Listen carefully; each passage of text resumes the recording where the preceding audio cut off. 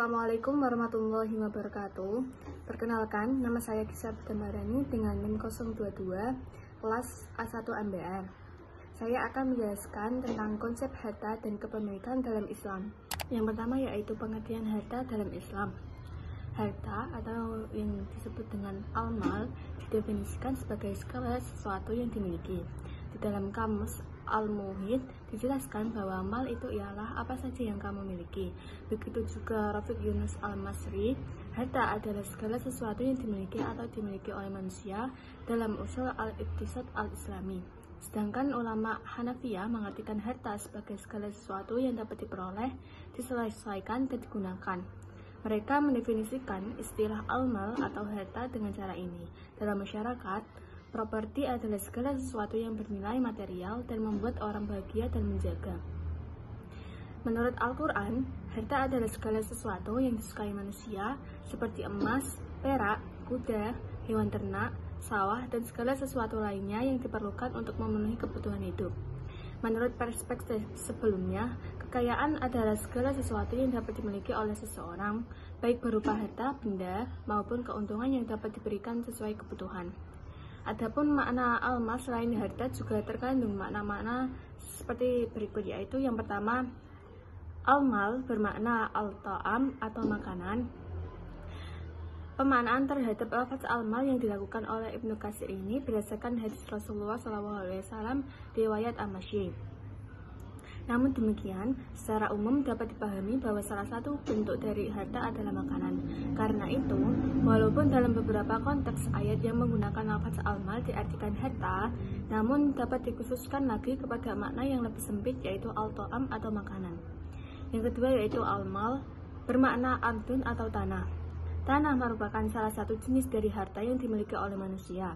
Karena itu, Al-Quran menggunakan kata al-mal untuk makna yang umum mencakup semua jenis harta termasuk al-ard atau tanah.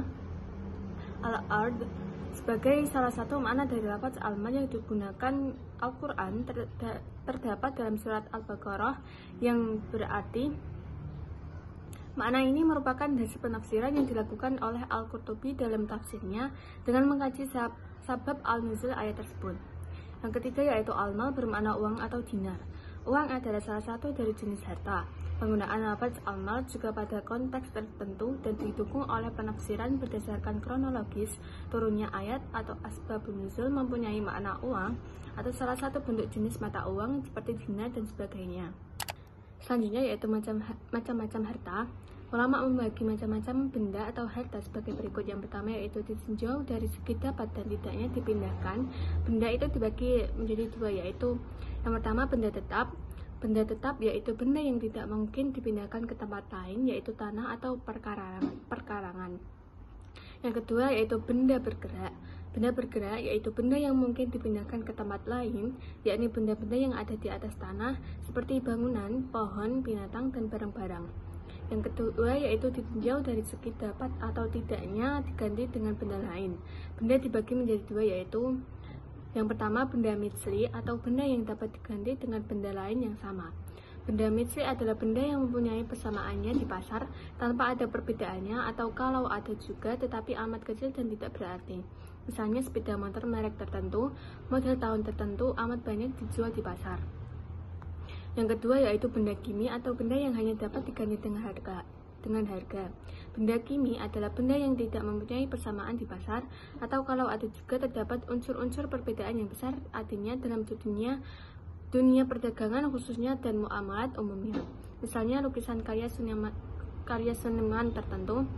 Kuda balap yang hanya dapat dinilai dengan harga tidak dapat diganti dengan benda lain yang sama. Yang ketiga yaitu ditinjau dari segi bernilai atau tidaknya, maka benda dibagi menjadi dua, yaitu yang pertama benda mutakawim atau bernilai. Benda mutakawim adalah benda yang secara real dimiliki dalam seseorang dan boleh diambil manfaatnya dalam keadaan biasa, tidak dalam keadaan darurat.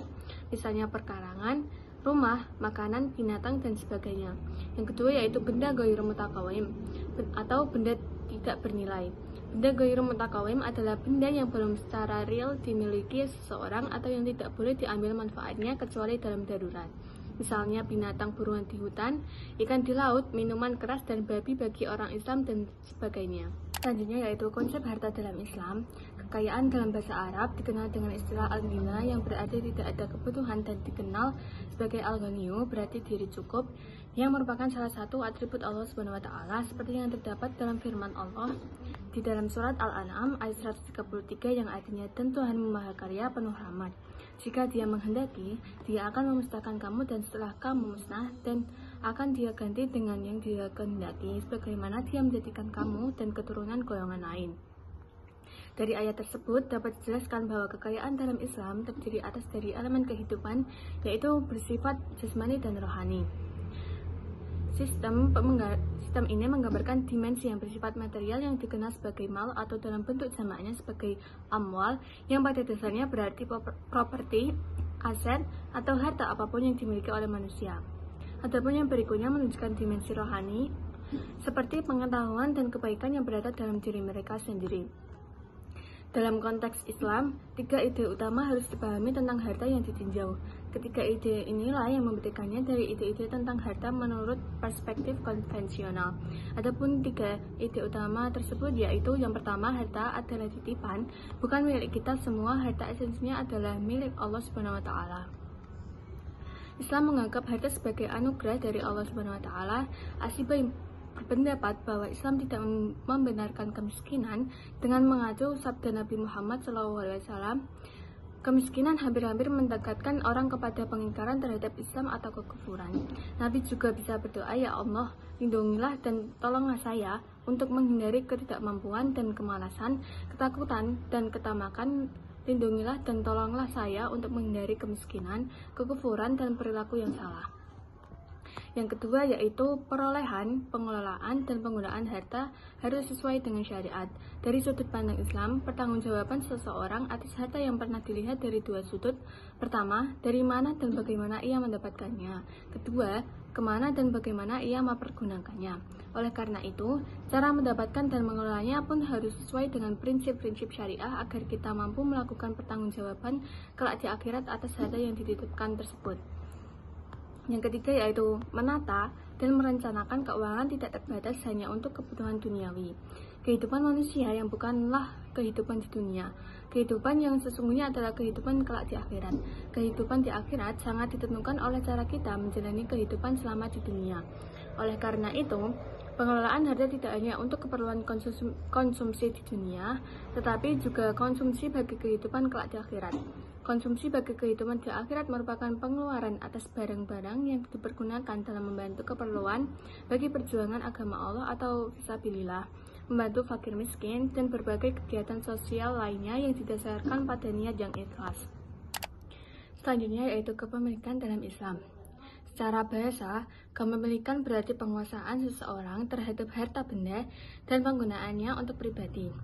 Sedangkan secara istilah, kepemilikan adalah hak khusus atas sesuatu yang tidak dimiliki orang lain, dan ia mempunyai hak untuk menggunakannya sejak awal kecuali dilarang oleh hukum syariat. Menurut syariah, kepemilikan adalah bentuk ikatan antara seorang terkait dengan harta yang pada tahapan proses kepemilikan disyaratkan berbagai hal yang disebut asal-usul kepemilikan. Secara etimologis, kata milik berasal dari bahasa Arab al-muluku yang berarti penguasaan terhadap sesuatu, atau bisa juga berarti sesuatu yang dimiliki atau harta. Selanjutnya yaitu macam-macam kepemilikan dalam Islam. Menurut Ibnu Taimiyah, hak milik terbagi menjadi 3 bagian, yaitu pertama hak milik individual atau al-milkiyat, al-fardiyat atau private property. Mengenai akuisisi hak milik secara individual, Ibnu Taimiyah dengan jelas menjelaskan secara sederhana mengenai kepentingan yang diperbolehkan oleh syariat. Setiap individu berhak untuk menikmati harta miliknya, memanfaatkannya secara produktif, memindahkannya, dan melindunginya dari pemborosan. Yang kedua yaitu kepemilikan umum atau al-milkiyat, al-almah atau public property. Kepemilikan umum atau kolektif adalah hak milik yang dibutuhkan untuk kepentingan sosial. Saat dimiliki oleh 2 atau lebih orang, mereka bisa menggunakan harta sesuai kesepakatan. Jika ingin meningkatkan aset untuk bersama, butuh kerjasama. Contoh tentang hak milik secara kolektif adalah wakaf. Wakaf merupakan tindakan menyumbangkan harta untuk tujuan tertentu dengan penggunaan sesuai maksudnya. Yang ketiga yaitu kepemilikan negara atau al-milkiyat al-daulah atau state property.